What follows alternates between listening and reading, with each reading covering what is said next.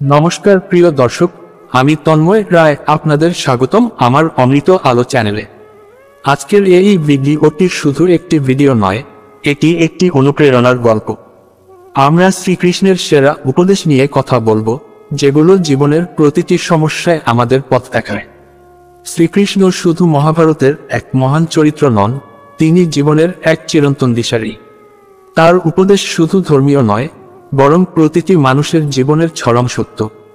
তাই ভিডিওটি মনোযোগ দিয়ে দেখুন, কারণ এটি আপনার জীবনকে বদলে দিতে পারে। চ্যানেলটি সাবস্ক্রাইবও করুন, যাতে এমন শিক্ষণীয় বিষয় আপনার কাছে পৌঁছাতে থাকে। তাহলে চলুন শুরু করি।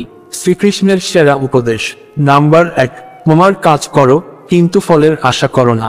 শ্রীকৃষ্ণ বলেছিলেন, আমাদের অধিকার শুধু কাজের ওপর, কিন্তু তার ফলের ওপর নয়। কারণ কাজ আমাদের হাতে, কিন্তু ফল ভাগ্যের হাতে। তাই নিজের কর্মের ওপর মনোযোগ দাও এবং ফলের চিন্তা ছেড়ে দাও। নাম্বার 2, রাগ ত্যাগ করো, কারণ রাগ ধ্বংসের কারণ। রাগ আমাদের বিচারশক্তি ধ্বংস করে এবং ভুল সিদ্ধান্ত নিতে বাধ্য করে। রাগের ফলে আমাদের প্রিয় মানুষদের সঙ্গে সম্পর্ক নষ্ট হয়।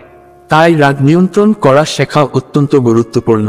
নাম্বার 3, অহংকার ছেড়ে দাও।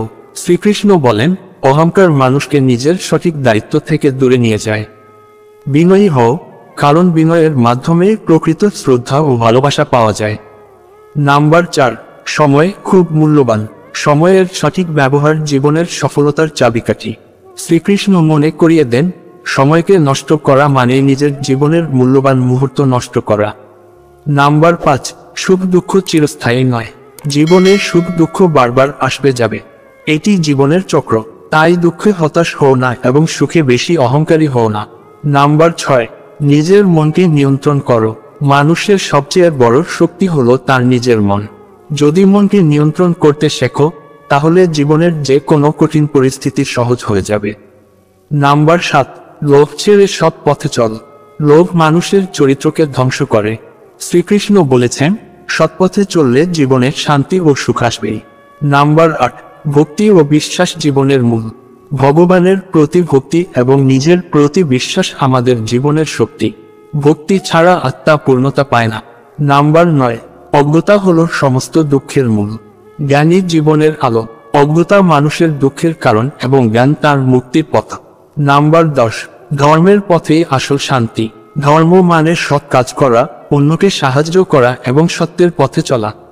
শ্রীকৃষ্ণ মনে করিয়ে দেন, ধর্ম মানেই শান্তি ও সম্প্রীতি। নাম্বার 11, সত্য সর্বদা বিজয়ী।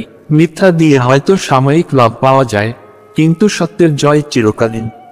শ্রীকৃষ্ণ বলেন, সত্যের পথে চললে জীবনে সাফল্য নিশ্চিত।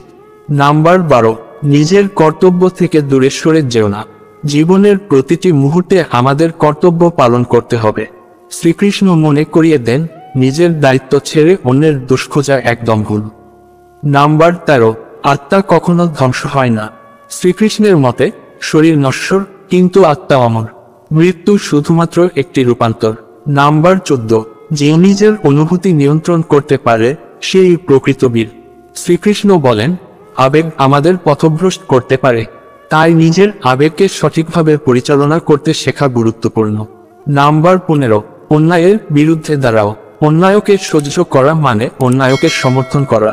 শ্রীকৃষ্ণ মহাভারতের সময় অন্যায়ের বিরুদ্ধে দাঁড়িয়ে আমাদের এই শিক্ষাই দিয়েছেন।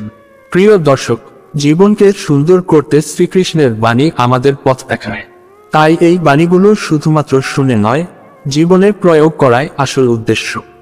ধন্যবাদ ভিডিওটি দেখার জন্য।